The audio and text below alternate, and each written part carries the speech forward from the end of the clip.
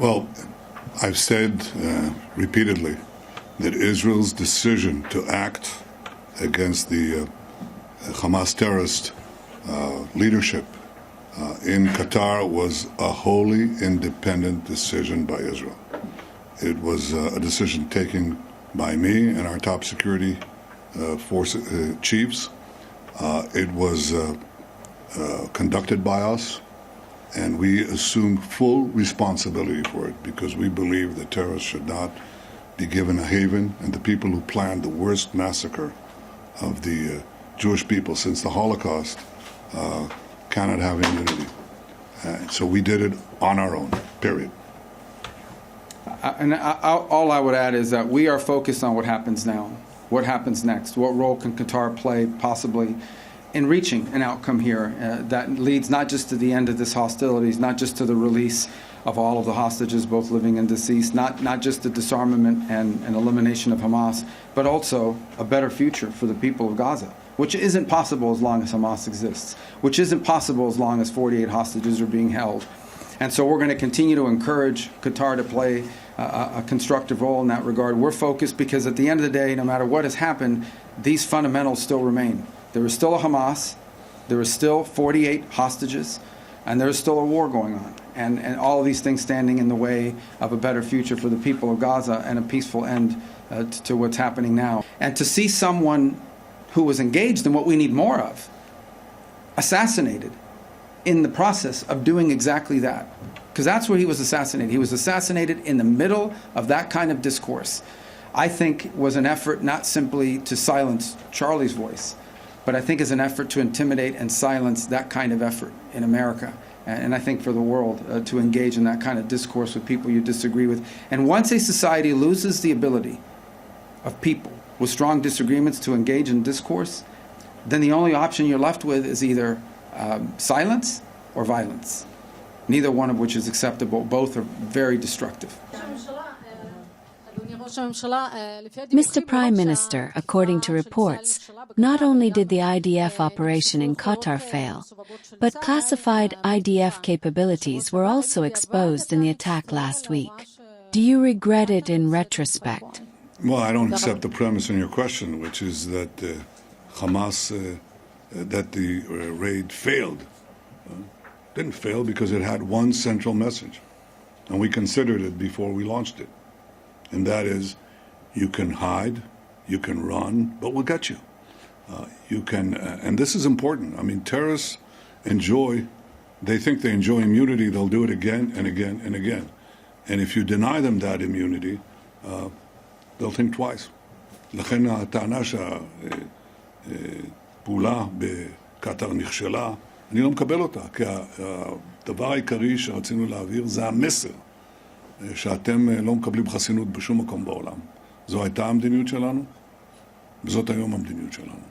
Just to put a finer point on it, would you rule out further strikes on Hamas operatives in foreign sovereign countries in the region? And for Secretary Rubio, what's your message to close U.S. allies like the UK, which you plan to visit, on the vote at the United Nations to advance a Palestinian state, not just to nations overall, but some of our closest allies like the UK? Thanks. The principle that terrorists should not have immunity wherever they are, wherever they may be, was not established by me. We had a massacre a few decades ago. It's called the Munich Massacre, in which PLO terrorists murdered our athletes to the Olympic Games. And my predecessor, Golda Meir, vowed that we shall track down these terrorists and get them one by one, which is what we proceeded to do in the leading European countries. And we did this one by one by one. I didn't hear a great cry of wrongdoing to these countries. Even though they weren't harboring terrorists, the terrorists were there. Okay, they didn't even harbor them, as is the case in other cases. The terrorists happened to be on that soil, and we acted, which is what democracies do, including the leading democracy, when they have the ability to target terrorists to threaten their civilians. So this is a principle we established. It's a principle we follow. It hasn't changed. On your question, these things that people are doing and these different countries are doing at the United Nations, first of all, they're largely being done because of their own domestic politics. Second of all, they're largely symbolic. They have really no impact whatsoever in bringing us any closer to a Palestinian state. The only impact they actually have is it makes Hamas feel more emboldened. It makes other elements like Hamas feel more emboldened. It actually has made it harder. It's actually served as an impediment to peace. In the past, we have seen when these statements have come out, maybe there's a negotiation going on. Maybe you think you've actually made some progress on getting some hostages released or an end to the war. And then these things come out, and all of a sudden these groups back off. In many cases, walk away. Hamas has walked away from agreements that they actually had tacitly agreed to. But then they see the sort of international support they believe they're getting as a rule, and they walk away from it. So we've warned of two things. One, it actually makes it harder to negotiate when those negotiations were occurring, and because it emboldens these groups. And the second is we've warned them that there will be an Israeli counter-reaction to those moves, and we've seen some of that happen as well. So I think these things have actually made it harder to end this war and this conflict, not easier. And we've expressed that to them. I've expressed that to them directly on multiple occasions, and I'll continue to do it. Now, they're going to do what they want, and they're going to continue to do what they're doing, but I'm telling you, it's actually hurting the cause they think they're furthering. During these summits, we confirmed that Israeli aggression poses a direct threat to our region and must be stopped immediately. We have shown the world that this deviant ideology, which feeds on terrorism, poses a grave danger to international stability and security. Israel has escalated its aggression.